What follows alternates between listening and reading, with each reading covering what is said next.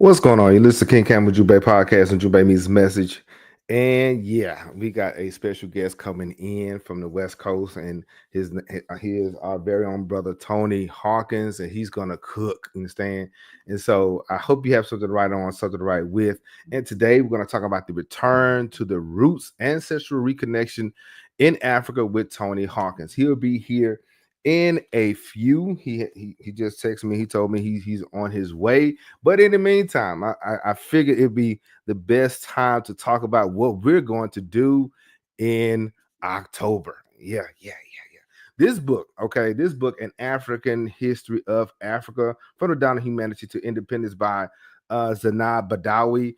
Yeah, this is going to be our next book. If you ever want to know what we're doing right now, we're on this. We're on the Ethiopians a History by Richard Pankhurst. But our next book, I just got this in the mail like last week. So yeah, this is an awesome book so far. I've already got into it. Yes, I am cheating.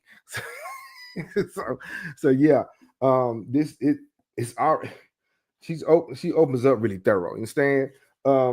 Let me see. Let me see if I can give you a little bit of taste as to what she's talking about. You understand? Everyone is originally from Africa, and this book is therefore for everyone. Yes, indeed. Yeah, that's what we're about to get into in October. Um, and like I said, Sister Badawi, I saw her on BBC News. She does a lot of documentaries across the continent. Shout out to the fam. What's going on, everybody? What's going on, Miss Blue? Yeah, I saw Brother Ferguson. He trying to say he in. Now. You got to wait to the end. So I check roll at the end, sir. Yeah, try to cheat. What's going on, Sister Macy? What's going on? I hope all is well with you. Yeah, yeah. Check him, Miss Blue. Very good, Brother Ferg. Where's your raised hand? He did not raise his hand. Yeah. So I'm thankful that you guys are here, and Brother Hawkins. He's coming in from California, and he has a lot of wonderful and great things to tell us. He took a journey. He took a massive road trip. He went to Africa again. And so I tried to reach, we tried to connect before he left, but I'm glad we got together after the fact because he got some things to say. Brother Ferguson said, "Don't blame me for trying." Well, yes, yeah. You get E for effort, but yeah. What's going on, Brother Isu? What's going on? Yeah, shout out to Brother Isu for folk who don't know. He has a book out, the Ge'ez Alphabet. Check it out. Yeah, it's awesome. But yeah, so this is going to be the book, everybody. This is going to be the book for those who are um getting a grasp as to what we do and how we get down. We anchor our information on books. We don't play around. We don't go off the top of our head and just have a lot of sound bites and talking points. Our information is based on information. And so while we're still here, and then here's another one. She also mentions in chapter 1, as far as the oldest bones, as far as the oldest human skeletons were found in, get this, Ethiopia. Yep. Yep. So I'm already into it. I'm already in chapter 1. Go ahead and get that because this is gonna be pretty good. So, but yeah, I hope all is well with you. And I got a couple of things up my sleeve that I'm working on. Yes, in a few weeks I am going to take a break, but yeah, it's needed and it's necessary. But what would you guys, for those who are here, those who are chiming in and everything, what would you guys like for us to discuss come going forward? I know Library Without Borders gave me some homework to do.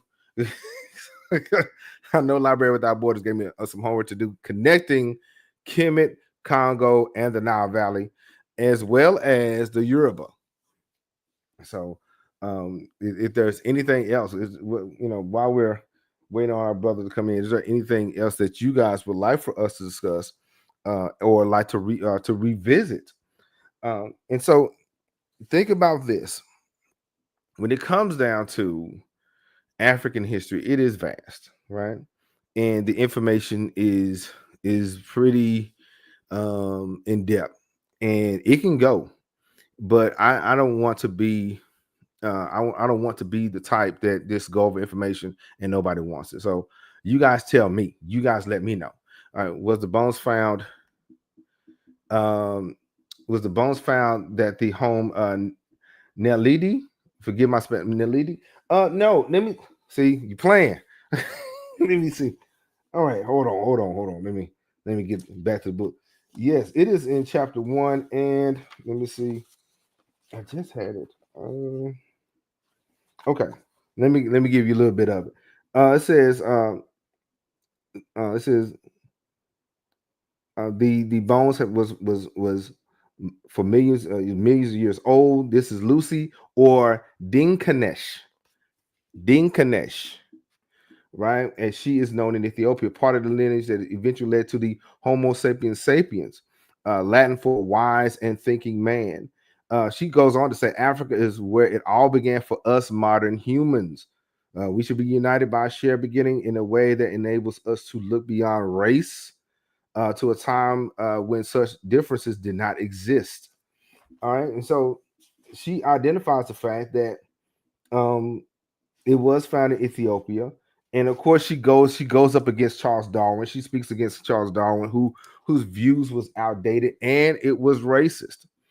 And so, yeah, in that very first chapter of the book, yeah, she starts at Ethiopia, and that's one of the reasons why we tend to start out with Ethiopia and then move out to Kush and Sudan and then Kemet, because Ethiopia is the heart. Matter of fact, the heart of it all, in my opinion.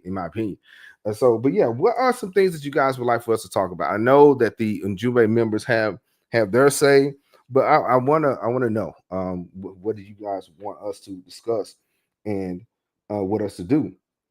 Now, matter of fact, she says Lucy Orneganes is um who was around about 3.2 million years ago. And the here is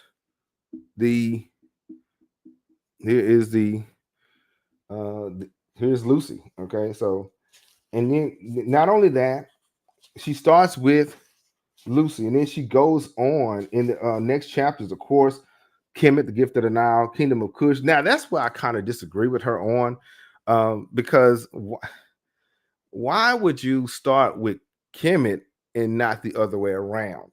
She kind of was on her way when she kind of established the fact that as far as the bones and stuff was found in Ethiopia, but she jumped that and then go into Kemet. And then she got Kemet, Kush, and then Nzana of Axum and the rise of the Christian kingdom. Yeah, so that's going to be awesome. And so I believe we have a lot to learn from this book, even though there's some things I would disagree with her on. But yet and still, I think this is a good sequel to the Lost Cities of Africa by Basil Davidson. I think that was good. So, but yeah, let me know, like and comment. Let me know what you guys, how you guys are doing. I hope all is well with you wherever you are, wherever you find yourself. Um, I'm just grateful that we got our time together, and so yeah, we got. Oh, I forgot, we got Comedic Nation coming out. Comedic Nation will be coming out. Yeah, they're gonna come out next week. Yeah, because I got a few questions dealing with the Meta Nature. I got to ask them. I got to ask them some questions. The Comedic Nation, they're gonna come out and do their thing, and then also the brothers have a new book, and I want them to get in on it. Also, bonus content. Yeah, bonus episode. Shout out to the Ujumbe members. Thanks to them, we got the Scorpion King Nubian origins of the first pharaoh, which is Narmer or the Scorpion. Okay, here's a question that Macy says. I asked because there was a hominid, but that hominid that goes back to 2 million years, and that has the TKTL1 gene or mutation. Yeah, I'm gonna have to do some research on that. I'm gonna have to do some research on that. I'm not as scientific as my youngest son, so so I'm a history person. But yeah, let me do the homework on it, and I'll get back to you on that, because genetics, as we have found in our research, genetic information is key when it comes down to combating falsehood and false information and wrong information. What's been happening is that most people only use phenotype and location, not realizing that Dr. Check have already had that conversation, saying that the people of Kemet, the original people based on genetics, came from the South. But yeah, I'm gonna have to look at that. I'm gonna have to look at that. Yeah. So this is, I think this is gonna be great. So, but yeah, make sure you have something right, something right on, something right with, because have you ever, I got a question, and it's not even on here, but have you ever wanted to know where your ancestors were originally from? Like and comment. I did some research. I did some homework on it. It started with my family history. It started with I use ancestry.com, and some people, yeah, speaking of genetics, I did do a DNA test, and I eventually found out that I am Hausa, and and the other half is from Bamoon, but originally a lot of my ancient ancestors are from Ethiopia and Sudan. You say, yeah, I understand. Mason says we have to be careful with genetics because they can still be twisted to promote false narratives. We do. That's why. That's why we have to put it all together.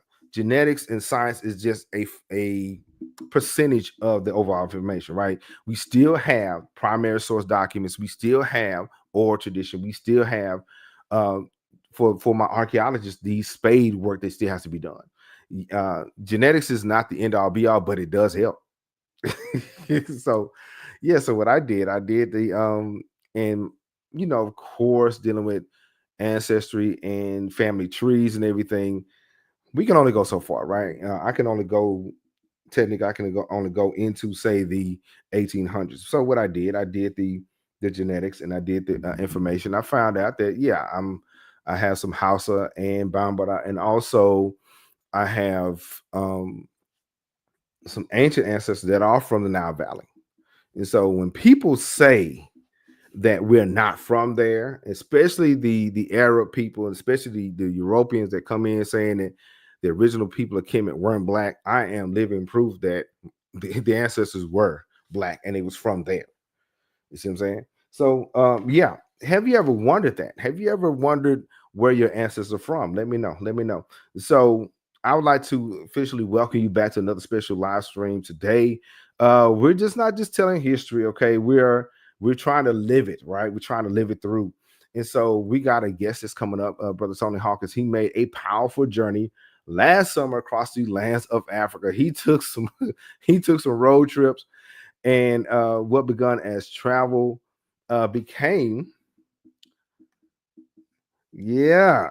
Speaking of the great man here, you know what I'm saying? Speaking of the gentleman, our wonderful Tony Hawkins, we're gonna bring him in right in a minute. I'm glad he's here though. We're gonna bring him in a second.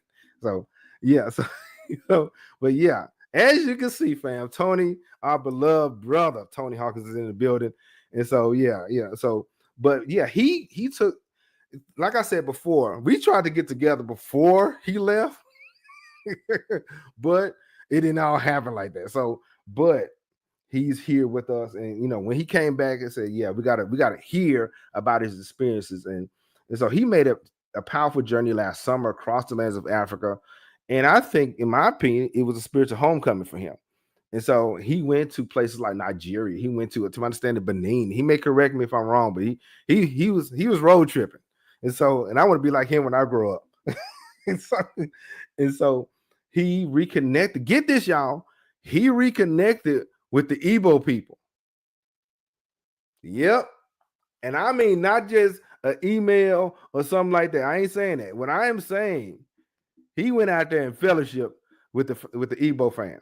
And to my understanding, he got renamed and everything. He went through all the things. I want to hear this.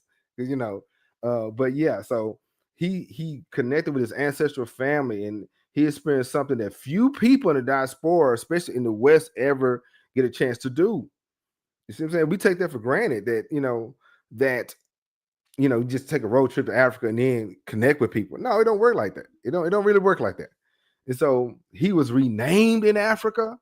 His story is one of return, reconnection, and rediscovery. So this is not just in my thoughts, it's not just Tony's journey. It's a reflection for all of us, you see what I'm saying, who want to take that path, who want to take that road trip. So we're going to talk to him about it. So today we're talking about this is the topic: return to the roots, ancestral reconnections, in Africa with our very own Tony Hawkins. And here's some of the questions. It's just some of them because I have some on paper. But here's some of the questions. Here it is. It says, what inspired you to travel to Africa? How did you reconnect with the Igbo? I want to know that. I want to know that. How did you reconnect with the Igbo? And why Africans don't talk about the slave trade? Cause we hear that. We hear how come they don't say anything about us? How come they don't do anything? We're gonna hear about that. And what spiritual cultural connections did you bring back with you, brother Hawkins? And what advice would you give to others seeking to reconnect with their roots? You see what I'm saying? And so, yeah, and a very important question. This is a very important question. I'm a very inquisitive person. How did we get here? you see that fact? I'm trying to figure this out. Look at it. He has a snake around his neck. I'm trying to figure out, how did we get to this point? Matter of fact, y'all can put a question mark in the chat if y'all want to know, how did we get to this point that this man got a snake around his neck? I need to know. That probably was a long weekend. I'm trying to figure this out. How did we get to this point? This reminds me of if you ever seen Indiana Jones, if you ever seen it, he said snakes. Why does it have to be snakes? But yeah, how did we get here? He gonna answer that question. He has to answer this for me. You know what I'm saying? All right. So today we're gonna talk about his personal journey, his Igbo reconnection, sacred rites, because there's always something physical and spiritual, right? The naming ceremony. I know you guys want to talk about that. Life lessons and legacy. So yeah, today we're going to talk about return to the roots, ancestral reconnection with our very own Tony Hawkins. And so let me see here. And let me see if hey, brother Hawkins, you in the building. What's going on? Can you hear me? All right. Greeting. All right. This is our very own brother Hawkins. Can you tell us a little bit about yourself? Greet everybody to come in, but yeah, tell the people about you. What just a little bit about you. Just tell the people a little bit about you. Well, you know what? I'm a family guy. Yeah. Married, 2 kids. I got grandbabies now. I enjoy life. I worked in the medical field for now over 30 years. Wow. I've seen a lot. I've done a lot. And what I try to do is to try to put people in winning positions who are around me. So if I'm around you and we both trying to come up, we need to kind of put each other in winning positions. So that's my motto. That's my thing in life, is to always put someone else or yourself in a winning position to be able to assist someone else in life. Okay. So I know that's very short. That's yeah. Without really going to details, that's a roundabout way, Yeah, this is him. This is a couple of pictures of him because he sent me a nice, wonderful picture. We're gonna get into that. So this is his personal journey. So my question to you, what inspired you to go to Africa? What inspired you to go? Well, for one thing, I had a yearning. I really wanted to go. I wanted to see it for myself. I wanted to touch the soil for myself. I wanted that for me because you've heard so much in regards to African American, who's native, who is FB, who's all of this. And I wanted to go for myself to see and to hear for myself. And that journey inspired me to go. It was crazy how it all came together. It was just weird how it came together, but I'm thankful that it did. And I was able to go, to see, to touch, to smell, to have that experience for myself that nobody can take away and tell me some BS. I know for myself now. Yeah. So how long was the trip? How long was the trip? The trip is going to be about an average of anywhere from 20 to 24 hours. Ooh. The trip itself. Wow. And yeah. So, that trip itself was an adventure. What? Absolutely. Absolutely. I was traveling with people I had never met in my life, and some I had. And even on being there for a whole month with those people, you develop a relationship with. Wait a minute. So those individuals who went were very professional people, average people. I mean, I met a director who lived in LA. She was a director. She told me about her experience as being a director in movies, and Hmm. the people that she knew, the people she directed in movies, which were very famous people.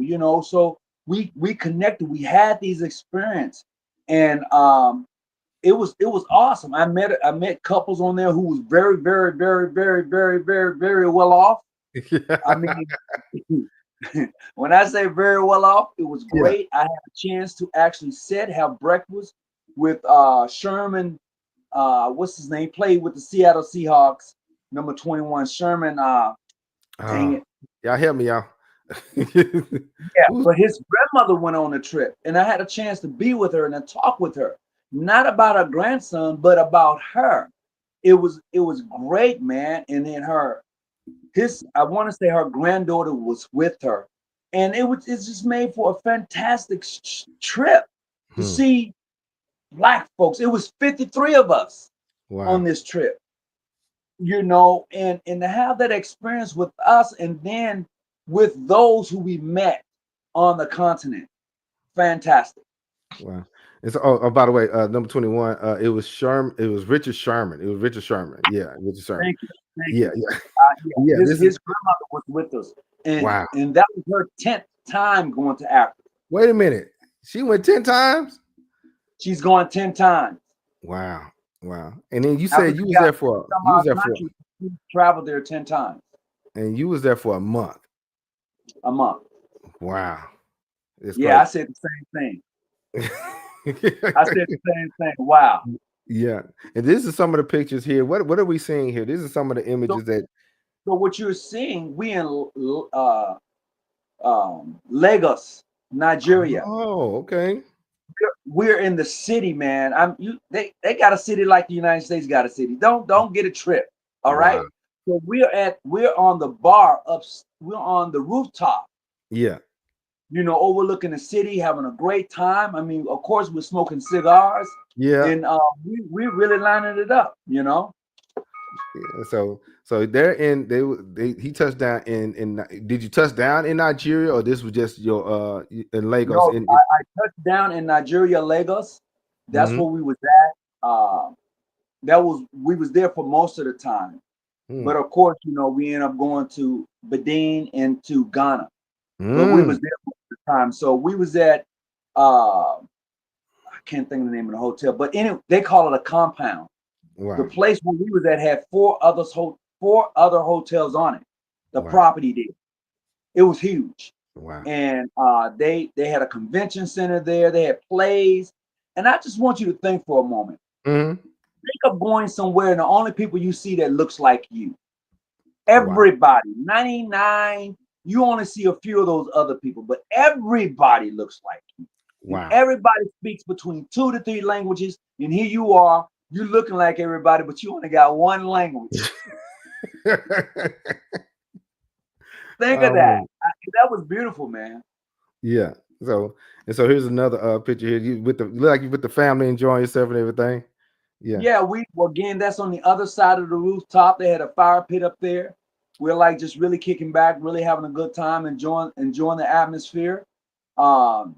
It was all of that. Yeah. So were there any like challenges or culture shocks to you? Because you mentioned the languages and everything, but was there any The like only culture shock that I got, you either got the haves and you have the have-nots. mm, Period. That's all you got. There is no middle class. You wow. either have it or you don't. You Mm, either living in a home or you're not. Period. wow. Yeah, to my understanding, I heard that there's no such thing as credit. You got to actually have the money to build the house and that kind of thing. There is Either no have it loan. or you don't. Yeah. Wow. Yeah. Absolutely. Yeah. So you're at this monument. What is this a monument here? It is, and I shouldn't have been up there. I didn't know. I didn't know any better. I didn't know any better. I didn't. Oh And man. I got up there, and those are called the Golden Hands. As you can see, we was Yeah. at a museum, and I got up there not knowing I shouldn't have. Uh, I didn't find out until somebody else tried to get up there, and they was Oh, like, "You're not supposed." They was very strict about that. You're Mm. not supposed to be up there. But I took my pictures beforehand, and after that, I think I was the only one to take pictures while I was there up there. Yeah. Yeah, you got yours, you got home. Man, I got off quick. Yeah. And Yeah. so this is another beautiful image I saw. This is like a That mural? image is on the side of a nightclub. You walk in the club, and that's the picture you see when you walk in. Oh wow. Wow. Yeah. Yeah, it's I like was the like, other. I got to take a picture of that. That was Yeah. beautiful. Oh, let me not forget, they Yeah. got the club. Oh boy. Don't get it twisted. They got the club. You're not gonna come in there any kind of way. Right. Okay. Just so you know, they got them, and man, I had a ball. I sure Wow. did, and they didn't close till people left. Oh my God, They ain't close and people left. they didn't close till people left. As long as Oh somebody man. was in there, the club was open. Yeah. Yeah. So That, yeah. so the Brother Ferguson, shout out to Brother Ferguson. He asking, is there a caste system and as far as what you saw? Was there a case system, or is it just either you have it or you don't? Like, case system like levels or a class system. Well, of course, you're gonna have that anywhere. Mm. You're gonna have that anywhere. But the class system is that you got it or you don't. That's the class system. You Yeah. know, I have a friend that lives here in the States, and she makes good money here. Her family, all of Mhm. them, makes good money, and they're actually having a compound built back there for guests. Like if I Mm. want to go back, I'll stay at the compound. Wow. And you have to know where you're going and who you're dealing with. Let me Wow. just say that. You Mm. have to know where you're going and who you're dealing with. Now, like I said, you African Americans or whatever you want to call yourself, you go over there, you're going to you are going to Oh, hold on. now they're gonna say aha. They're Yeah. gonna say aha. Oh Yeah. yeah, for sure. Yeah. Greetings, Brother Volta. You came just in time. Shout out to Brother Volta. We're here having a discussion with our brother Tony Hawkins, also known as Tony Muhammad, and he just got to introducing himself, and he's about to cook. He talked about his personal journey. He was there. He was in Nigeria as well as Benin, as well as Ghana for a month. Now we're going to talk about his Igbo reconnection. We're going to talk about that and sacred rites. There were some sacred rites, and he underwent a naming ceremony, and I'm still trying to figure out what was he doing with that snake around his neck. I got a question about that. Okay. So, Okay. yeah, and of course some life lessons. So my question is, how did you get reconnected? How did you reconnect with the Igbo people? How did that come about? How did that happen? Well, okay, so the individual I was talking about, I work Mm-hmm. with her professionally, right? Mm-hmm. And uh, I didn't want to go down this road. However, the Shriners recognized her from the work she was doing. So it was Oh it was wow. a recognition for her.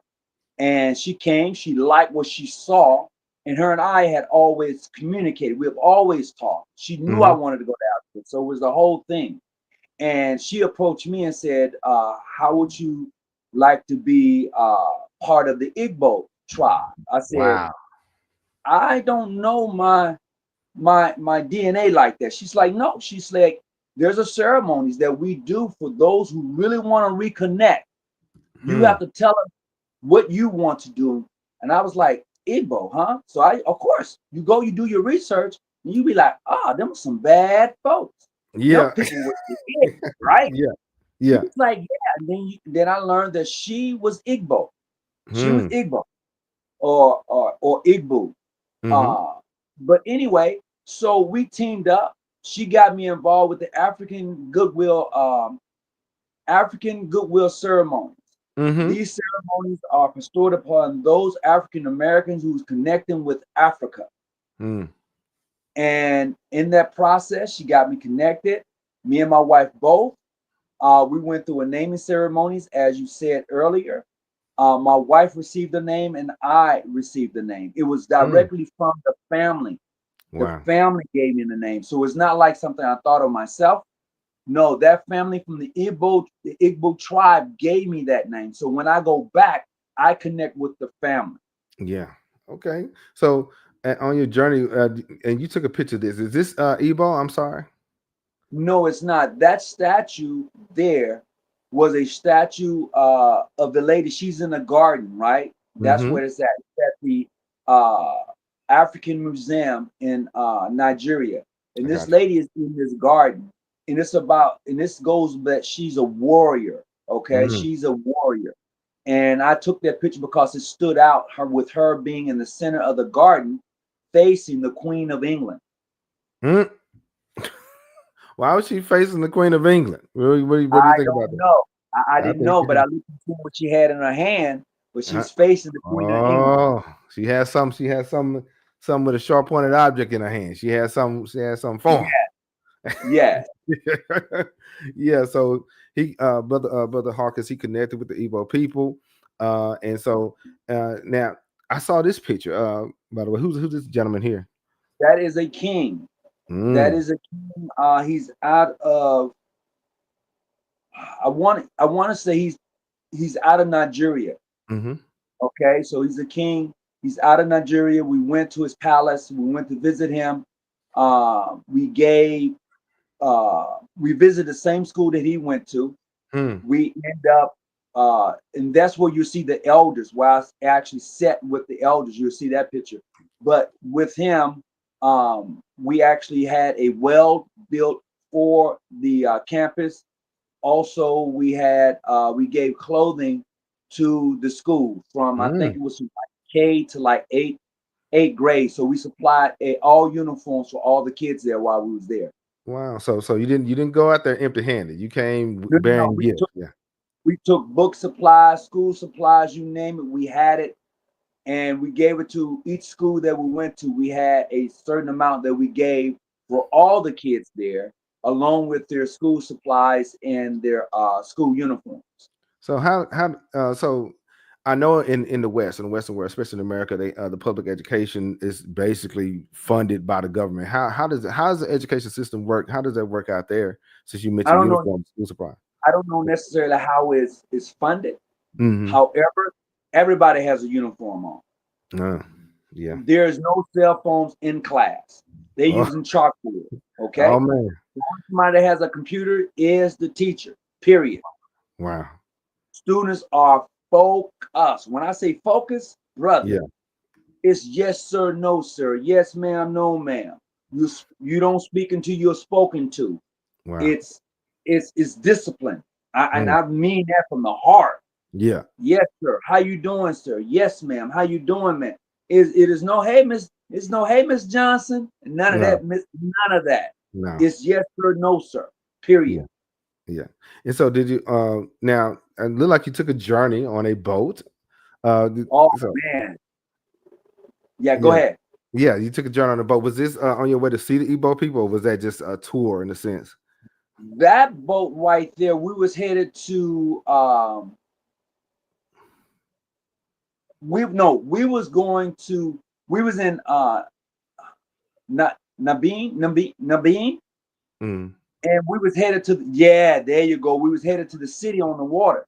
Oh, city on the water. Wait a minute. Yeah, No. that's a whole brother. It's 55,000 people that lives like that. Wait a minute. A city on water A and city on water, 55,000 people on that. 55,000 that And, live like what you're seeing. oh man. Ain't no way, boy. They have a hotel, they have a bar, On the water. they have school, they have churches. On the water. Everything is like that. Uh, Everything. The oh man. unique thing about that picture is that those people ran into the water to escape the slave catchers, and that's where they stayed.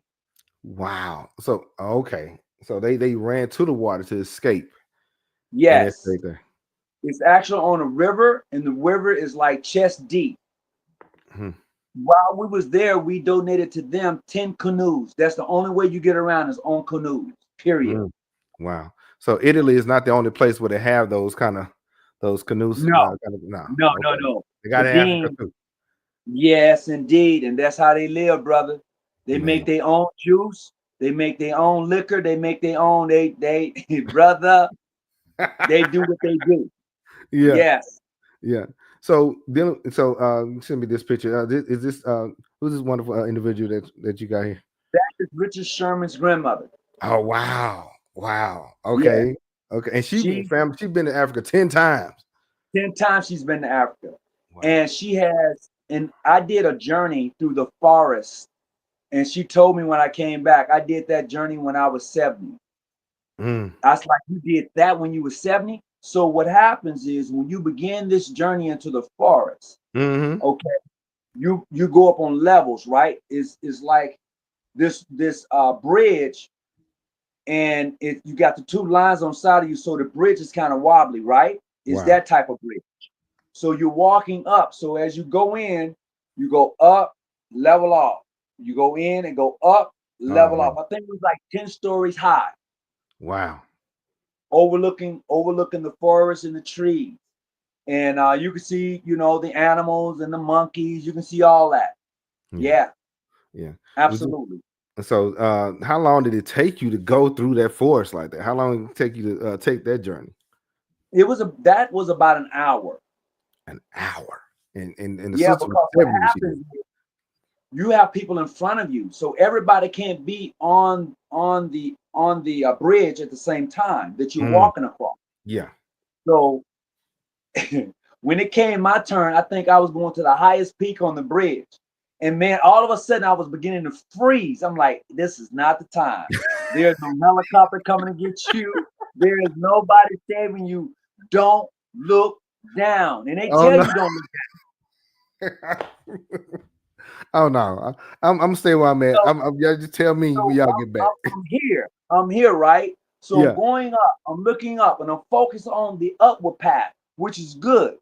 And all of a sudden, I glanced. It was just a Oh. glance, and I was like, "Oh!" They was like, "You okay, Mr. Hawkins?" I'm Yeah. like, "Ah, yeah. Let me get my breath. Let me get my breath. Okay, okay, okay." I had about 5 more steps, brother.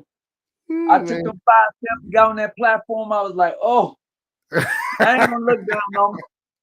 No, Uh, no, lesson no. need to be learned around here. Man, yes, Yeah. absolutely. Oh man. And this is Absolutely. another picture here. Was this at the school or let me know? That was at one of the schools. The Okay. lady in the middle, she's an author. So Oh, she brought like a ton of books to pass out to the school regarding being successful, what it's like being in America, her story. So she gave that to them free. hmm. Oh wow. And this is an image here. I see the Okay, so it says welcome. that's in the Nabi, I'm mispronouncing the name. It's Benin. Benin. That's Benin. in Benin or Benin, Benin. okay? Yeah. Okay.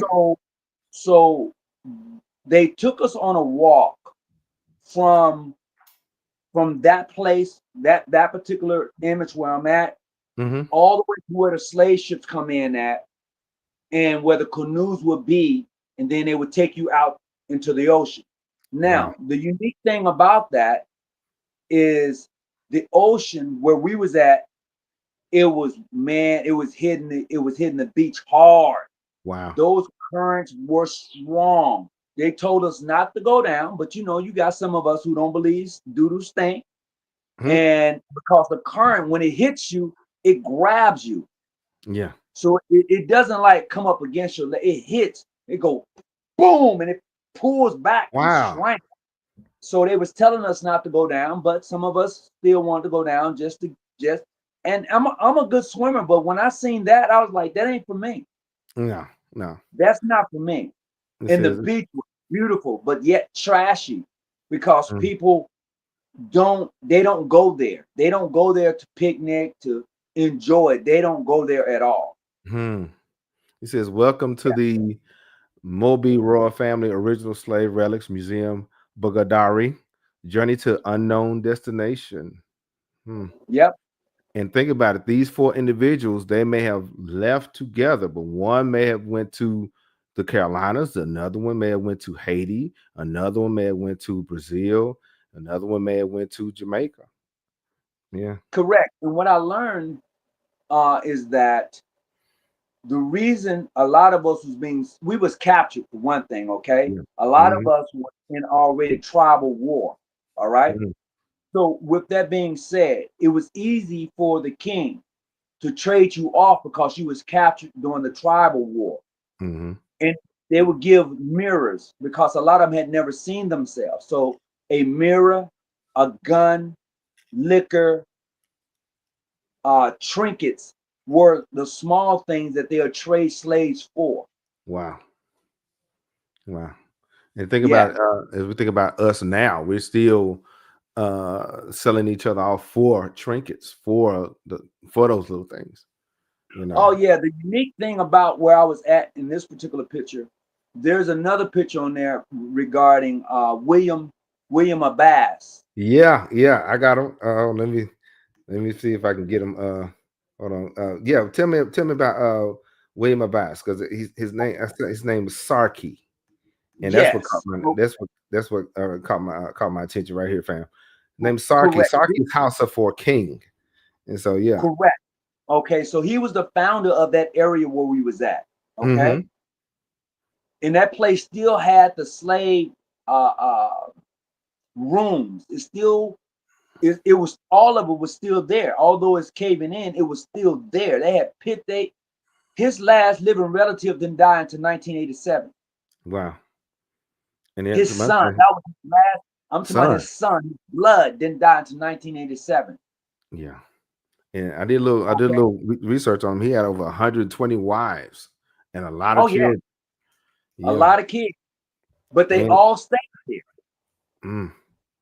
Wow. They didn't leave the area. He was captured as a young man, and they told him that they would let him go free if he would bring more slaves. And he did that, but they never let him go free. So he was slow. He was sold by the British and by the French. That's why they call him. That's why his name is William Abbas. Yeah.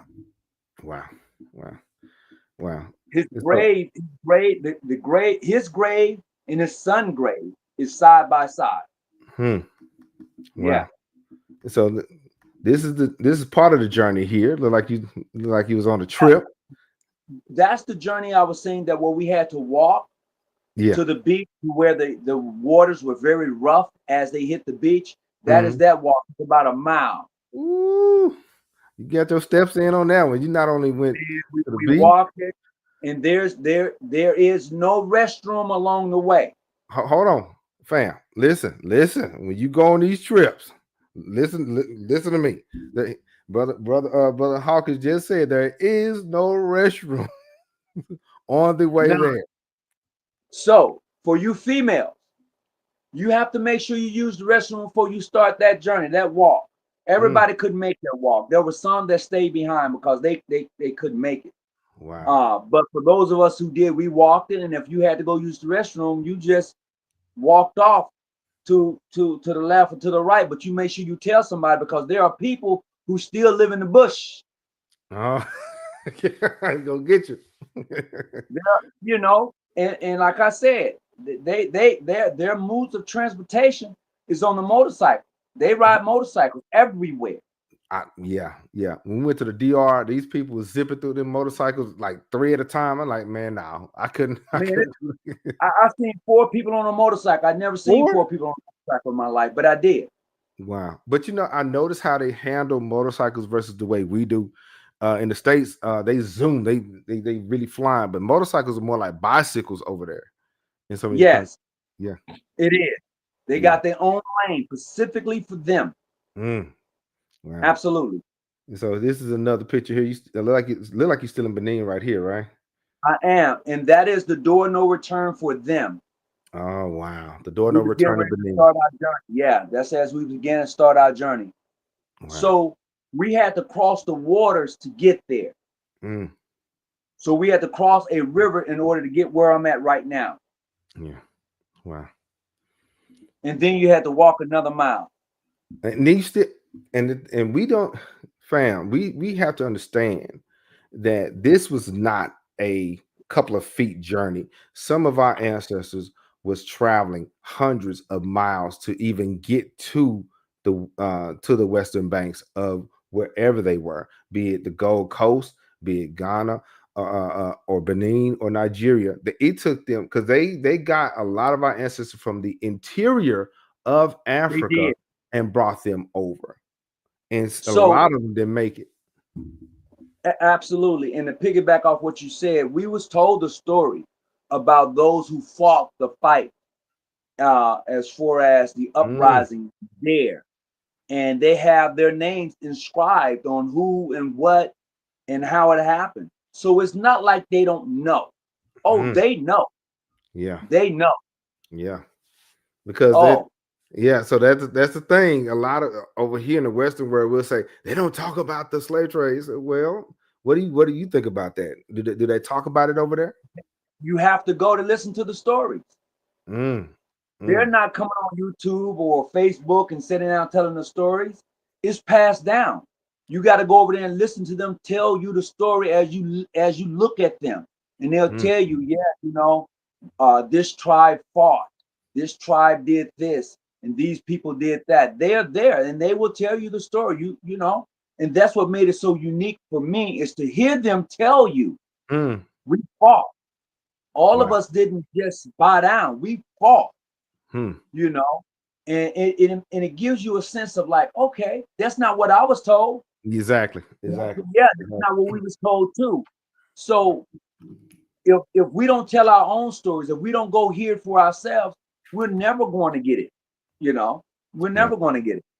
So I thought about matter of fact, I heard this, but I got to do some research on it. One of the African kings wrote a letter to a European nation, telling them, "Hey, bring our people back." I heard that, but I got to find it. But yeah, yeah, because Well, I would say this. I won't say that it didn't happen. I'm like you. I have to find that, but I do, and I've listened to them tell us the stories about the battles with the French, the battles Mhm. with those from the Portugals and the Yeah, other countries that invaded. They fought. They just didn't have the weaponry. Let's just be yeah, honest. yeah. They didn't have the gunpowder, They didn't. but they fought. That's why they used the water to escape. Hmm. And they knew their land. So Yes, yeah, they did. they fought. And then and even they fought all the way out here.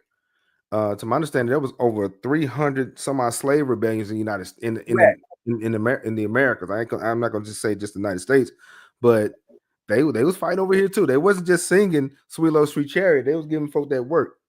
But they never tell us about those battles of the slave uprising. They never tell you that. Mm, It no, makes it seem like we were just so freaking docile till we didn't have the spirit to fight. We exactly. had the spirit to fight. As a matter of fact, there's a story about the Igbo tribe, and as Hmm. they captured them, instead of them going, they actually jumped off the boat. They actually ran into the water, chain and everything. Wow, That's a story that they tell over there about the Igbo, wow. of how they fought, and then when they was captured, they all agreed to run into the water and drown themselves. Hmm. They were serious about it. Oh yeah, You're not gonna make me a slave. You know what I'm saying? They don't nope. understand this thing. Now the thing is, for the people in the back who don't read, they did have quote unquote slavery in Africa, right? For example, they would say they had skirmishes and tribal wars or whatever, and then they would take prisoners of war. But over time, that person or their children will be a part of that group in the United Correct. States. In the United States, that was perpetual and forever. You was always going to be a slave, and not only that, you're not going to be seen as a citizen or part of anything anywhere, and your name is taken. And so And that's the that's the difference. difference between you got cattle slavery. You got to think it's called cattle slavery Uh-huh. for a reason. Yeah. Where there, as you were saying, it was different. You actually became, you was captured. Yeah, we ain't letting you go. You might as well. This is your home. You're gonna learn from Hmm. us. Yeah. But they didn't take your name. They didn't take your name. They didn't strip you like that. Yeah. You They know. didn't make you less than human. They didn't do those Correct. things. And so, but yeah, so the answer to the question says why Africans didn't talk about slave trade. They did. They did talk about slave trade on their end, what did they experience and what happened. And we need to hear those stories. And because that is encouraging to know that they did try. They didn't have the weaponry. They didn't have, and not only that, let's be honest. Let's be honest. It wasn't just the European slave trade. See what I'm saying? It was the Arab slave trade too. So Yeah. both sides of the continent was getting stripped. You see what I'm saying? Yeah. So when you have both sides of the continent being stripped of everything, and by the time they did have the fight, they didn't have the manpower to. Yeah. And I will share this with you. Something else I learned is that what they were doing, they was actually bringing people from other parts of the world to Africa. Okay, once you set up camp and you were colonized, you got this part. So they were actually bringing people from other parts of the world and bringing them there, making them slaves there, and then take slaves from there and take them someplace else. Wow. So it just wasn't, oh, we're taking slaves from Africa all over the world. No, they was bringing people from other parts of the world, planting them there in Africa as slaves to the colony. Wow. I didn't know that. Oh yeah, you'll learn a lot when you go over there. You just sit and talk with the people, not just go and say, I'm here, I'm going to throw up, I'm going to have a party. No, I actually played marbles with the kids, and they was like, this dude playing marbles. I had a flashback. They had drew the circle, put the marbles there. They gave me a handful of marbles, and I was like, pow. And they was looking at me like, well, damn, you really know. Yeah. Right. You better look out. I got a skill set. Oh, man. You know? Yeah. I forgot to see that picture, but yeah, I actually played marbles with the kids. That's cool. And that's what it's about. That's what it's about. But they said, yeah, for the Black Sea. I said, wow. They're taking them everywhere and reinserting them there. And so that's a different cultural shock also. Have these different people coming in, and half your people are gone, and these new people are coming in. No, that's crazy. Yeah. Yeah. I mean, if you watch the woman who would be king, you would see that when they came, you would see that they brought Black people with them on those boats. You got to ask yourself, if I was going back to Africa and that's where I'm from, why don't I join this group of people who are now fighting? Yeah. You know, so it's so much information out here, and so much information we're not always going to have. It's just, you got to go, man. You got to go. Yeah. And so this is another picture here. Like our fellowship. I'm about to have a good time. What's this? Okay, so that is where we're all gathered together as we was getting ready to either get on another boat or returning. Okay. Yeah. Okay. Because every time we went to a place where the slaves was captured, we all wore white. So I definitely say that. We was all requested to wear white. Yeah. Wow. All right, so now what is this building here, Frank? What is this building right here, bro? Oh, that building was there. That building is old as dirt, and it's a church. Oh, wow. And that church is on the way to the place where they picked up the slaves. Wow. Yes. So they built the church, and they had it situated in such a way, right? You get baptized before you leave here. Hey, and you know what? People were still having church out of that church. Wow. Yeah. Wow. They did it dirty, bro. Yeah. And so now, what does this image here look like there? Like, is it on? They're taking their journey also. Like, no, we are now. We are at that. That's probably where we was at when we was dealing with the school, because we wore white there after we left. Okay. One place we went to the school. Okay. So, but now, go back. Okay, let me go back. Yeah, okay. That's the school. If you go back, you see the guy with the umbrella. That's because the king is under the umbrella. Oh, okay. I thought it was just because it was hot. No. That's the king right there. The king is coming. Okay. So, fam, whenever you're in these parts, as far as this part of the world, most of the monarchs will differentiate themselves by having umbrellas, or they may be in a seat where they're carrying this person. So, correct. This purple, of course, purple means royalty. You know, so we know a royal is there on site. So that's pretty cool. That's pretty cool to have a royal there.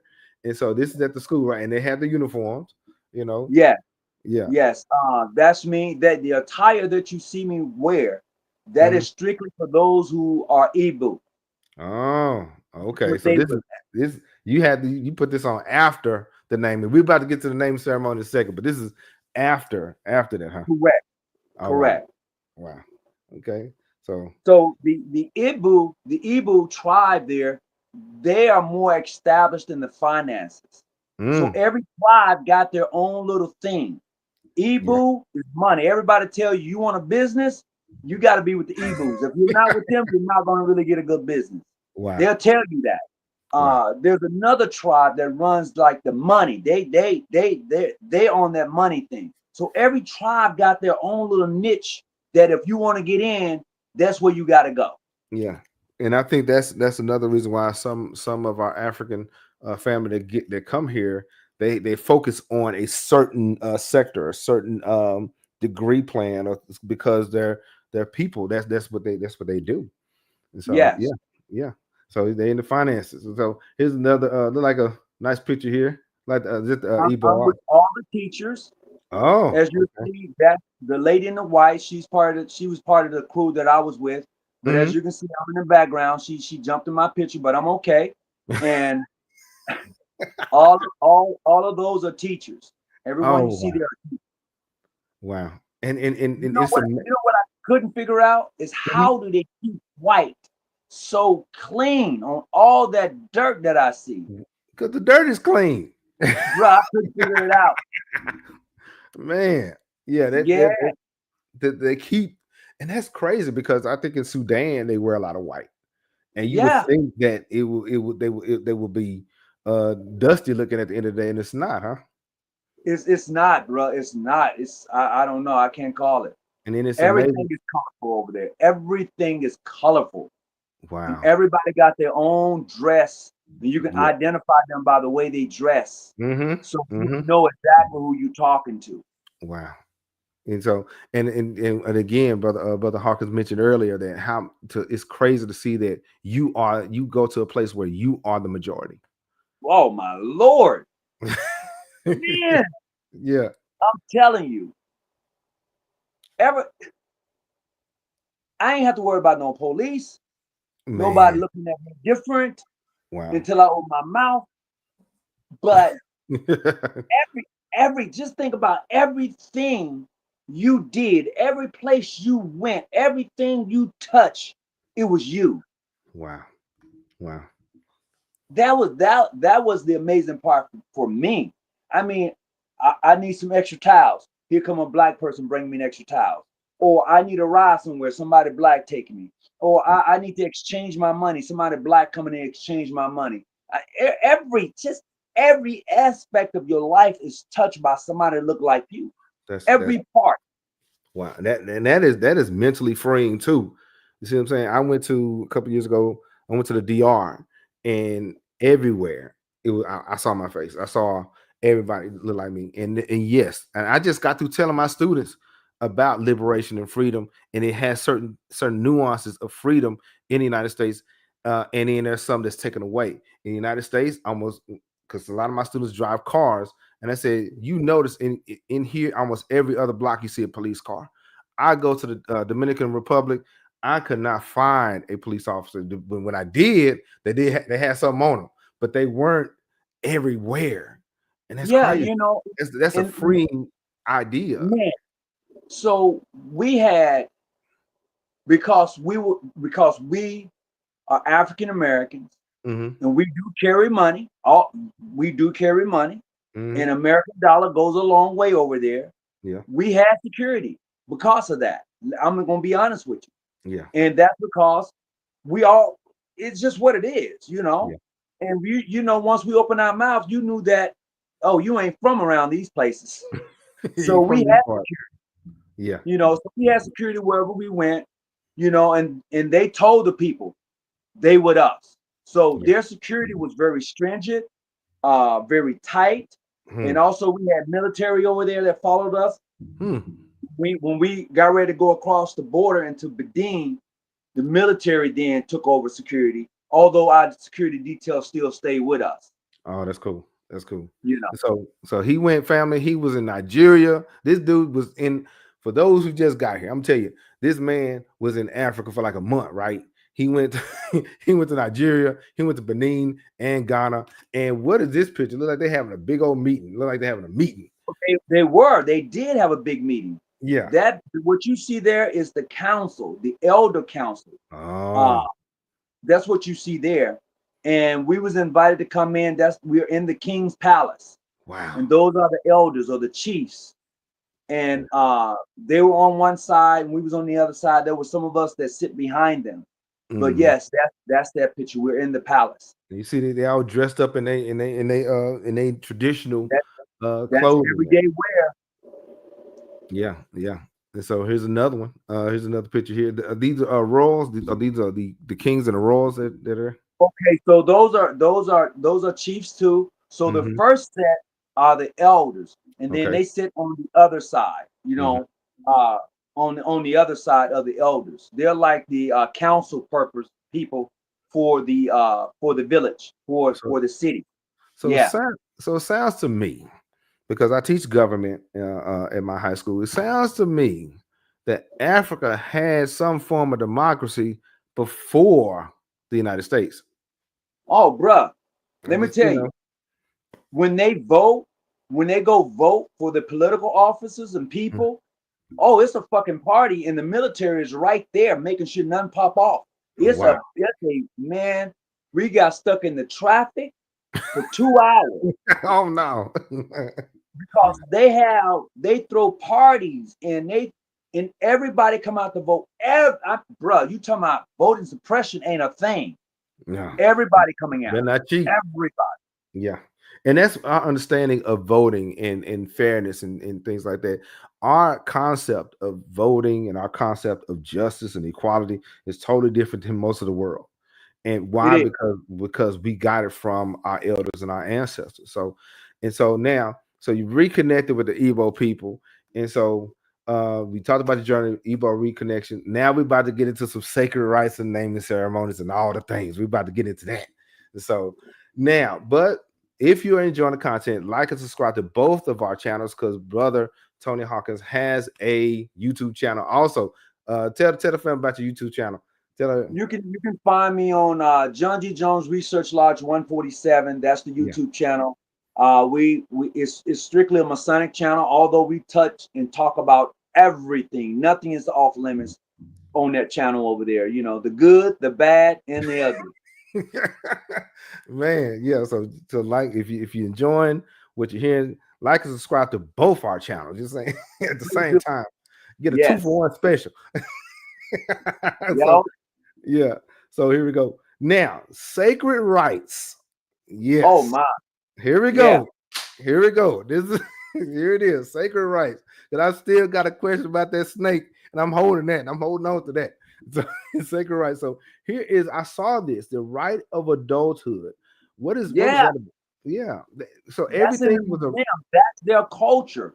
So as you become an adult, there's a rites of passage to that.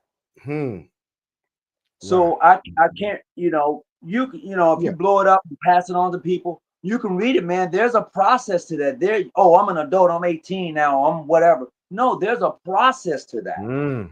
There's a process. It says for the family, it says the rite of adulthood marks the move from childhood to adulthood and is usually done at the onset of puberty. Male initiates go through rigorous. You hear that word, right? Male initiates. Initiates go through rigorous initiation ceremonies to show that they are strong, brave, and able to keep secrets. The secrecy is intended to make non-initiates believe that initiates have superior powers. Yeah, because you know something. But yes, like I said, we as African people always put the meta with the physical. We was always physical and spiritual at the same time, and it was always some kind of rite of passage. In the Western world, it may be these organizations we join, Greek letter fraternities, sororities, the Freemasons and so on. We always had some kind of mentoring process. So here's one, and also the rite of eldership. Just because you old, don't give you that right. There's a Oh, process. don't say that. Don't say that because some people get mad. No, it's true. Oh, being over there showed me that. Oh, you old. You so no. What have you done? What Mm, have you contributed? What wow, have you contributed in your age? Now that you now, what can the village say about you? wow. Yeah, there's a lot of old fools around here, though. There's a lot of old fools Oh around yeah. here. Yeah, So you 60 and still gang banging. What? You yeah, know what I mean? yeah, yeah. And this one says for the family, it says the right of eldership, chieftaincy. This is an important component of the initiation rite because it is the elders who represent tradition and the wisdom of the past. Not every old person is initiated as an elder. Hold on. Let me say that again. Not every old person is initiated as an elder. One more time. Not every old person is initiated as an elder. An elder must have lived a purposeful life and must have had his life centered on the traditions, values, and norms of the community. And he must have gone through all earlier rites. You can't bypass nothing. And thus Correct. is a living model for the other groups in the society to emulate. Some of the notable societies to which people can be initiated as members include the Agboni, Osun Sango, and Egbe societies. That is right of eldership. And, this is another sacred right here, the right of ancestorship. Hmm. Hmm. It says in the Yep. traditional Nigerian society, death does not end communication with the living. Rather, most communities agree that the spirit of the deceased is still with the living. Therefore, the rites are performed to make a distinction in the status of the various spirits. A respected elder who passes on this usually referred to as an ancestor, quote unquote, and is usually given the highest honor. Ancestors are believed to wield great power and are often called upon by living matters of trouble, by the living on matters of trouble or uncertainty to help influence a favorable outcome. Ancestors are therefore respected elders who have died but continue to serve as an extension of the family and community. So these are some of the sacred rites. And speaking of sacred rites, we got the naming ceremony right here. We got that old naming ceremony. But before we get to the naming ceremony, his experience, I got a question. I got a question. What's that? Now, this is just not just for our brother Hawkins, but for anybody, for the fam. Would you rather travel to Africa or move to Africa? Like and comment below. Let me know. Would you rather travel to Africa, like take a summer or whatever, or just say forget it, move? I'm saying if money was not a problem, if money, let me clarify, if money was not a problem and all the things, would you just travel to Africa back and forth or move to Africa? Y'all like and comment below. What do you say, brother Hawkins? What do you say?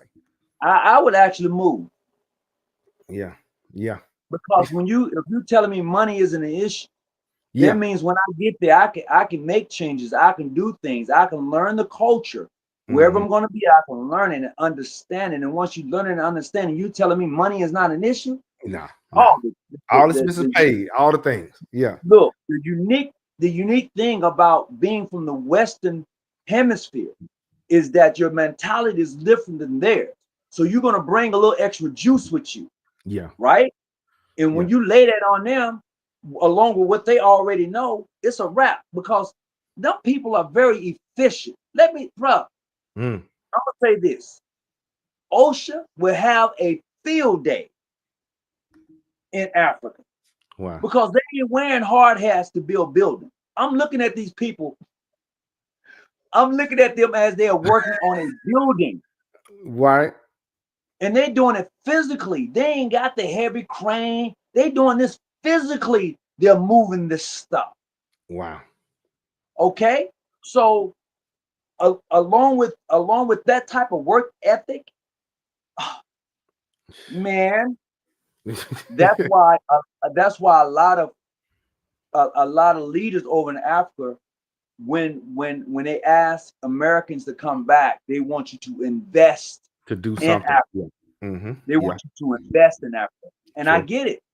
Because when them two things meet together, it's unstoppable, man. It's really unstoppable. Now I got a question. If you, since a lot of the families talking about move, where would you move based on your experience? Where would you move? I go to Ghana. Yeah, go to Ghana. Yeah, Yeah. Ghana is, to me, they are built more for the tourists. Mm, They're more nicer. It's just like going from California to Texas. You know, there's a different atmosphere when you get to Texas than California. If yeah. you're going from Texas right down to Louisiana, you know there's a different texture, there's a different atmosphere. So Hmm. just like it is there, if you're traveling to the various countries over on the continent, there is a different atmosphere. And I think for me, out of those three, Ghana is going to be the spot. Yeah. Absolutely. Yeah. And so, me, I would, if I had a choice, it's, and people want to know, yeah, I would move. But where, I don't know, because I have my eye on certain places. But first, I got a road trip. I gotta take the road trip, like Brother Hawkins. I got to do that. And speaking of that, real quick, just FYI, a bonus episode coming up: the Scorpion King, the Nubian origins of Egypt's first pharaoh. Y'all asked for it. We finna go and do that. We finna go. Not today though. Not today. Not All today. right. But yeah, we're we like to deal with Kemet, but yeah, we got to deal with the pre-dynastic era. So that's a bonus episode for the fam. And yeah, Kemetic Nation is coming back, and they're gonna break down some meta nature and everything. So I'm bringing them back next week, and so this is gonna be fun because they was cooking last time. They broke down the Jed pillar and everything. So this is gonna be great. Yeah, and, Okay. and yeah, so Kush and Kemet. This is I got another episode that's coming out. Kush, and this is the topic: Kush and Kemet and their connections to the South. So yeah, that's what they're gonna talk about. But yeah, let's get to this naming ceremony though. We're gonna talk. What was your experience about that? What was your experience? What was the whole thing? Before you go to the naming ceremonies, go to that picture. This one? All right. Yes, Yeah, that okay. is, that is a voodoo high priest. Oh, okay. He was the person that brought voodoo to the States. Mm, He was that dude. yeah, yeah. So they're very in tune on what happens here in America with Black people. They are very in tune to that. And also, for those the children, these are priests in training, to my understanding. Those Correct. are his kids. So the Mm, question was asked of him, what is the greatest magic that you ever produced? Somebody asked him that question. hmm. He said, you're looking at them. Wow. Yeah. Wow. And it shut everybody up. Yeah. You know, it shut everybody up. But we can go back now. We'll Yeah. come back to that later. But Yeah. we Yeah. can put Yeah. the Because I name. got because you took a picture with them too. Oh yeah, man. Yeah. Oh yeah, sure. Yeah. But we'll come back to it. The naming ceremony. What was that like? Because some people just Look, name themselves as this or whatever. But what was that process like? What the was it name, like? it was honorable because Hmm. the name came from the tribe itself. It came from the family itself. It Wow. wasn't a name that I gave me. The name was actually given to me by the head male figure of the Hmm. family. Wow. And that name is Ikana, meaning the source of my strength is in my son. Hmm. So that's where it comes from. And that evening, I had a chance to be with the king that came. So every year, a king comes to the United States for Hmm. this ceremonies. We have it every year, and it's sold out, bro. It's in L.A. It's red carpet. It's no hoochie mama, none of that. No Man. no blue jeans, no tennis shoes, none of that. What? No, Everybody, no tennis shoes. no tennis shoes, I bro. can't wear Everybody, my Jordans. I booty. can't. Oh. No, Oh. nah. But anyway, so for my naming ceremonies, Mhm. when they gave me a robe, an original Igbo robe, they Wow. gave me the beads or collar that I wear Hmm. with that, along with the turban that I wear with the Igbo dress, Wow. because every culture has a dress code.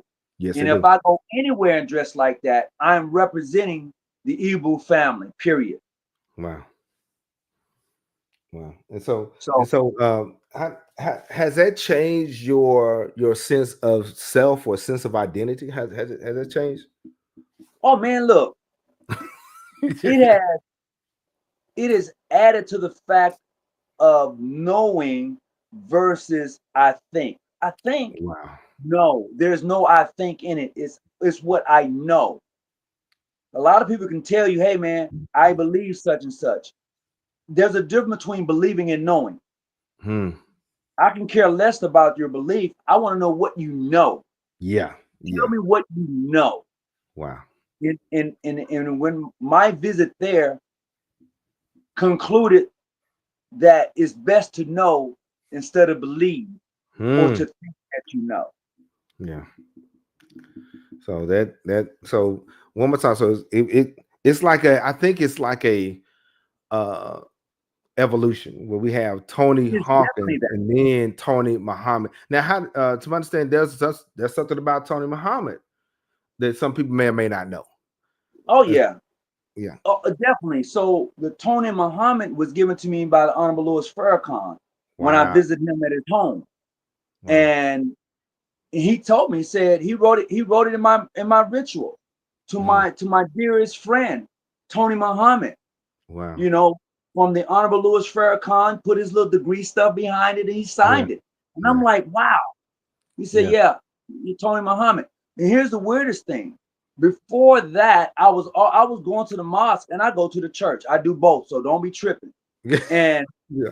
people would ask me when I leave church, where you going, Horace? I'm going to the mosque. You going to the mosque? Hmm. Yeah. And so I told them one Sunday, I said, look, so you guys get caught up in the messenger. Hmm. I know the messenger. I want to know what the messenger talked about. I'm not mad at the messenger. I get the message. And that's Hmm. what the messengers wanted you to get. They want you to get the message. So Yeah. for me, going between the mosque and the church is having a better understanding of the message. Hmm. Not just the messenger, but the message. And when you get that and you know that, again, when you know that, it's different, man. It's just it's an awakening. Yeah. People say stay woke. When you know some stuff, you can't unknow it. You can't unsee Yeah. it. Yeah. You can't. You can't. You no matter what people say, that didn't happen. Okay, all right, if you say so, but I know, Okay. I Okay. know what I know, and I Yeah. know what I've seen, I know what I saw, I know what I experienced. So no matter what you say, how you say it, it's a wrap. Yeah. And so now it goes from Tony Hawkins to Tony Muhammad. And what is your Igbo name? I'm sorry. What is that? Ikana, Okay. Ikana. Okay. Ikana. Very good. That Very good. last name, I'm not going to even try to pronounce. I'm not going to even do it. Nope, Ah. I'm not. so he has a full name, and the thing is he has family somewhere. You see what I'm saying? And I that's the cool do. part about it. And now, So, I'm sorry if I'm overcutting you. no, it's okay. So when you went in the naming ceremonies, I actually become a part of the family. Wow.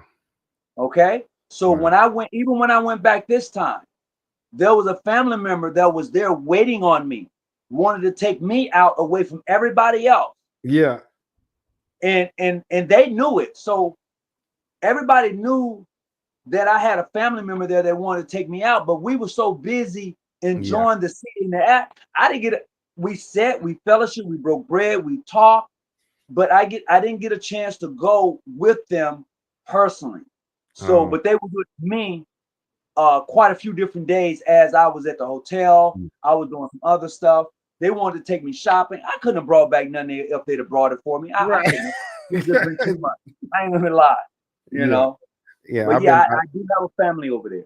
Oh wow. And that's the thing. I've been once I found out that some of my ancestors was from Bamoon, from Cameroon. Yeah, it was a wrap. I've been invited, but yeah, it's one of those things you can't go to these places empty-handed. You got to come with something. Like you guys were blessed into a school, and that is Yeah, amazing. And we was no, a blessing to we did three schools. three, and Three schools, full uniforms for all the kids who went to that school. We had a water well dug for a school that did not have a well. We also did the 10 canoes for the school in Benai. because they needed extra because we gave them 10 canoes. Man, that's what it's about. That's what it's about. And so he got his name, and now he's out there hanging out with the priesthood and everything. Yeah. So, in order to go into the hut, they have a hut. Mm-hmm. In order to go into the hut, you had to have the snake around your neck. Yeah, because if you couldn't do it, they weren't gonna let you go in the hut and talk to not that gentleman, but there was someone else, right? Man. You couldn't go in, and it was black. When I say dark black, I mean you couldn't see your hand in front of your face black. Okay. Because I wanted to know, how did we get to this point? Because you showed me this picture. I said, wait, how did we get here? Yeah. We was like maybe 15, maybe 40 miles from the city in the boondocks. When I say boondocks, there was only thing was lit was the sky. No. That was it. Snake around. Now they do use solar. They do use solar now. They high on solar. You're not going to see the utility wires going across. You're going to see everything is really by solar, which is great. That's how they lit up everything. Everything that I went to over there that wasn't in the city was by solar. That's cool. Yeah. And they use it. They use that. There's no doubt about it. And they use the natural energy, natural power. So what was the point of you having the snake around your neck? So that was in order for me to go into the tent.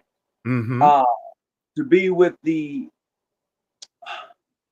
I want to say voodoo priest, because the guy that I was sitting with was the head. In the tent, you had to go, in order to go there, you had to go in there.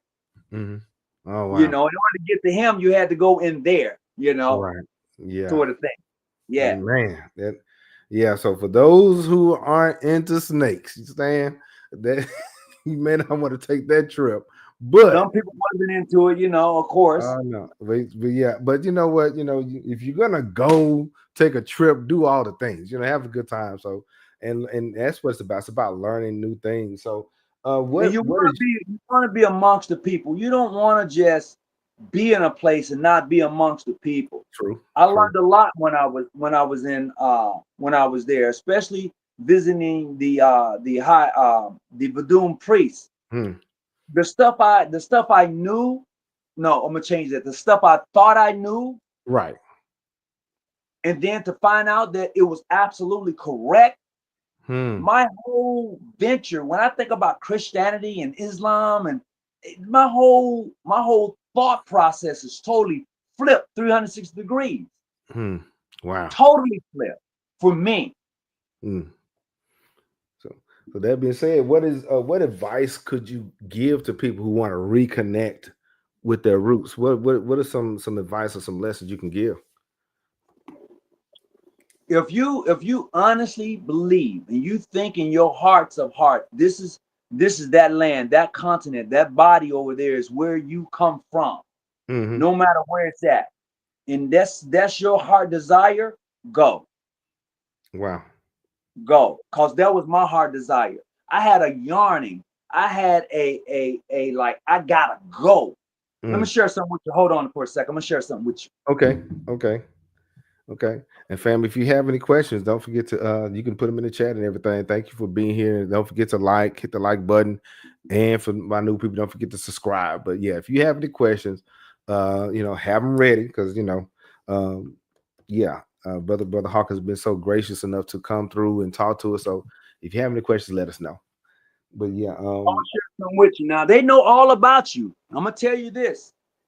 You think that you going over there and you African American, they don't know about you. They know everything about you, African American. Okay. Wow. I want to set that record straight.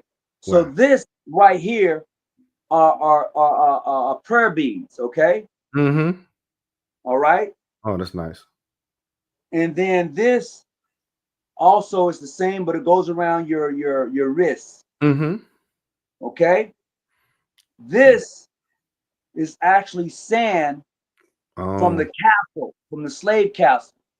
I brought back 6 of them, and I blessed them because my friend told me, he said, man, look, that dirt has trauma in it. That sand has trauma in it. Wow. DNA, it has everything in it.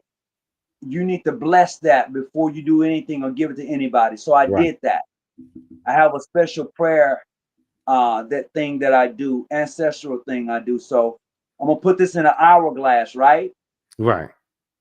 And so when I spend time with the ancestors, I'm gonna put this in Oh, the hourglass and I'm gonna, whoop, you wow. know.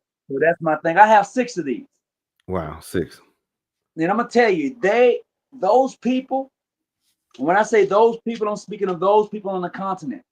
They know about all your Greek societies, your divine nine. Hmm. They know about you. Your Freemasons, they know about you. They Hmm. know everything that you think that they don't know. They know. They follow and they track. Let me tell Wow. you why. Hmm. When I got over there, you remember I told you I had my cap on, right? Yeah. Oh, he got a mask. Oh, that's cool. And I say that because when they saw the cap,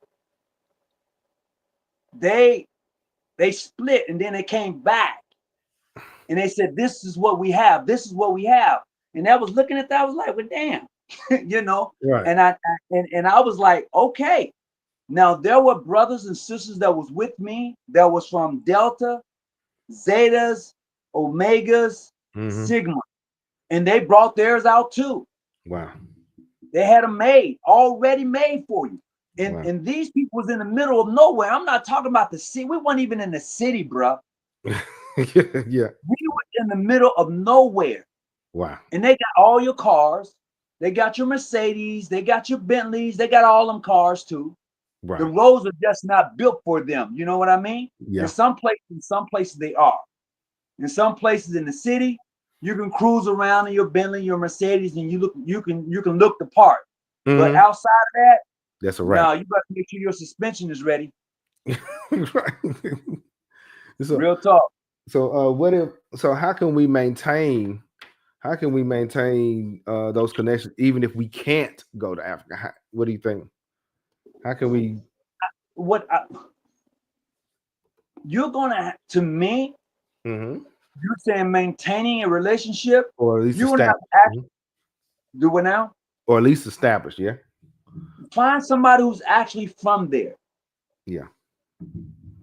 Because I would tell you this: everybody got a game now. Everybody got a game. I'm not saying find somebody that's from there blindly, because Mm-hmm. everybody got a game. Everybody got a hustle. Let's Yeah. clear the air on that. Everyone has a hustle. Mm-hmm. Okay, but you need to find somebody who's legitimately wanting you, and you want them to have that connection, Right. and you will have it. Absolutely. Yeah. But like I said, the best experience is to go for yourself. Mm. Yeah. To go for yourself, and just so happens I was fortunate enough to go and to be in the presence of those individuals that went along with me, in the friendship that we made and forged, in the relationship I made with those who are on the continent, because they have WhatsApp. Oh. They like to FaceTime you. They like to talk to you. Yeah. They want to know what it is to be in America, Hmm. because the ideal is America is the dream. Let Uh-huh. me not twist you.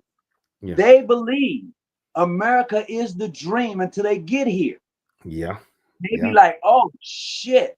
Yeah. Because now they're in a culture shock, Yeah. because they're just here. Yeah. So now they have to galvanize around their own people who speak their language. That's Mm-hmm. why they do what they do. Because you go over there, everything black, Hmm. everything. You Yeah. come over here, you're like, oh, you speak English, but you're lumped in with African American now. Mm-hmm. So so don't Yeah. get it twisted. Yeah. And they're not ready for that. Yeah. Yeah. Yeah. And so, yeah. Speaking of this, shout out to Library Without Borders. This is a thread. This is a concept. This is another live that we'll be doing in October. Threads of the Divine, the hidden unity of the Nile, the Congo, and Yoruba cosmologies. Tony Hawkins, he was kind of his trip kind of had me getting to thinking and said, let me go on and put this out. Eventually this will come out in the live, but we got some book recommendations. We got some book recommendations for the fam. Here's some books for those who are interested. The book of Coming For by Day. Yeah. Yeah. Yeah. Do you have Behold the Pale Horse? Nah, I ain't got that one over here. But yeah, I got that one. Brother Hawkins is saying, check out Behold the Pale Horse. Check that out. You know what I'm saying? And so the Africans who wrote the Bible, the book of Coming Forth by Day. Here's another one: The African Origins of Civilization, Myth or Reality, The Black Man and Now and His Family. The thing is, in order for you to even deal with either one of our podcasts, be it Tony Hawkins or mine, you got to read something. We're very studious, and we don't just ramble as if we know. We don't do that. We don't ramble off our top of our head. It's coming from somewhere, and so these are some books here. And I got a check roll, and I know Brother Ferguson threw his hand up earlier. He said got coppers. I got Coopers too. Yeah. It's are they? Oh, here's a question: are they into ancient Egypt and Nile history? Do you know if the Igbo people, have any? Are they into ancient Egypt and Nile history? Do you know? I don't. It's tribal. They're into them. I could actually say that. Yeah, they are into them because you're saying you're looking at a whole nother. I was on the western part of Africa, the Gold Coast. You're talking about Egypt. That's northern Africa. Northeast. Yeah. So they're not. No, that's not their thing. Yeah. No. But now we do know that there are some tribes that mention that some of their ancestors did come from there. But they may be to the point to where, hey, we got to focus on the here and now. And so I get it. And so, but yeah, let's see. Got this roll call. Shout out to the Ujumbe members who subscribed, who are members, joining membership. Sister Benny Scott, Brother Mo.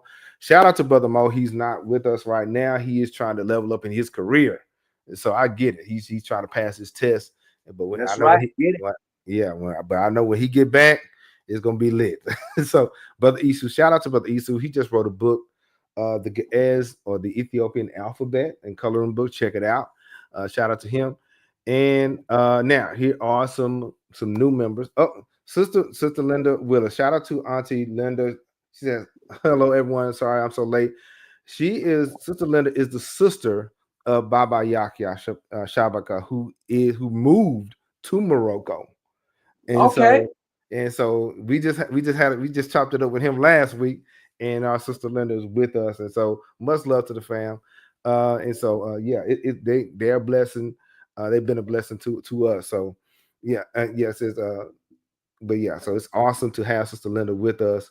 Her brother moved from Compton, California 20 years ago to Morocco, where he knows Arabic fluently. He knows it, and that's a beautiful thing. Yeah. So we got Tiarka, shout out to Celeste Monroe, Shabir Khan, Sister Linda, Baba Yakia, Mia Plays, Joan Carmi, Cosmic Sankofa, who else? The alumni, shout out to the Ujumbe alumni and the West Coast fam over there in San Diego, California, the Hawkins family.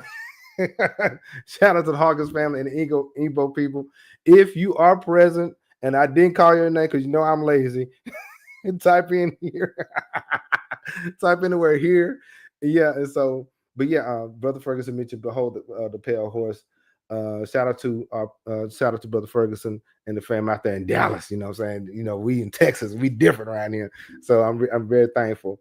The thing is, if you like the content, share the content with somebody that may enjoy it, somebody that may enjoy African history or reconnecting with their roots. Don't just share it to somebody random that don't like this stuff, and share it with, say, your social media of choice. But brother Tony Hawkins, Brother Tony Muhammad, what is your message before we go? What is your message to the world? What is your message to the world? Because Ujumbe means message. So what's your message to the world? to be the best version of you, to be the Mm. example, Yeah. Wow. to be the best version of you. That's the only person you can be. You are your biggest competition. This is not anything new. Wow. Wow. You're the GOAT. You're the GOAT in your world. I mean, we could talk about everybody else being the GOAT, but you are the GOAT in your world. Be the best version of you. Be the best example of what it is that you're going to be in life. Yeah. That's it. Put yourself in a winning position. Yeah. And that's my goal. Anybody I deal with, socialize with, I want to make sure that when I invest in you, oh yeah, we're gonna talk about that one. Don't let that one go. I want to put you in a winning position. Yeah. Absolutely, Yeah. absolutely. So that's my word. Yeah. Go back to that picture for a second. I'm gonna share something. I said, man, this dude, he got the winning hand around him. So you see, I got 2 stacks, right? Yeah, he balling. My statue that I had I had racks. So, and I say that because American dollar is strong over there at this Right. time. So my $500 of American money was worth $607,000 of their money. Wow. So drinks was on the house. Food didn't matter. Huh? What you want to go get, what you want to buy. I mean, Right. because my $500 is $607,000 worth of your money. That's crazy. So when they see African Americans coming with that money, they know you ain't coming with a few $100s. They know that. No. Nobody on the bus, it was 53 of us. Nobody on the bus was coming with just the $300. Nobody. Right. We all had American money. Several, we was all carrying American dollar. Yeah. But man, that oh my God. He said, man, I look. pulled that out. I was like, where you want to go? Wow. Absolutely. Yeah. And the thing is, they a lot of African nations are starting to solidify their currency, back their currency with gold and oil. And so, and like Brother Hawkins said, for now, the American dollar is Well, I strong. said for now. And to add to that, an African man told me, because I thought I had a little something, right? Yeah. And there was a good friend of mine there. Well, he became a friend later. His name was Miles. Miles was a young guy, but he was a DJ from LA. He's on KBAC, KBLA, out of Los Angeles. He's on the radio. And so we did live radio while we was there. And we put him up on the mic one night at a club. Everybody thought he was this famous guy from America. Right. So I went to the DJ. I said, "Hey man, I got a brother on tour from the United States. He want to spit a little bit if you let him up on the mic." He said, "Yeah, you got a few dollars?" So I said, "Well, here's $100." He said, "That's no money. That's no money. It's no money." This man, he pulled out another rack. There ain't no money here. He said, "That's no money." Wow. That's no money. $100. He pulled up several $100s. He said, "No money." Yeah. I said, wait a minute. So I gave him $200. He said, okay, he can come up. So he went up. He said he got his music. He had his music. He turned the house out that night. He really did. Turned the house out. He was on his live IG and all of that stuff. So his following went up because we told him, for every country you go to and for every club we go to, we'll pay for you to get up on the mic. Yeah. And we did that. Yeah. Because we told people he was on tour hanging out with us. Well, he was on tour, So he can actually say that he's toured 3 countries over in Africa. He can actually say that. And he can actually say he got up on the mic. Yeah. And he spit. Yeah. And he did. Was he lying? He didn't lie. No. Oh man. Yeah. So, but yeah, man, I really appreciate you guys. You for coming, and shoot, we had a great time. And yeah, for those who are interested, I got the African cosmology video out, and also the Hidden Code playlist. If you're interested in that, listen to King Cam Ujumbe Podcast, Ujumbe means message. And the message is return to the roots. Our brother Tony Hawkins returned to the roots, and he got new experiences and a new name, the Ancestral Reconnection in Africa. So if there is nothing else, if there are no other questions, fam, if there are no other questions, I really appreciate you guys for coming, and we will talk to you later. All right, I appreciate it, and thank you for having me. Yeah, man.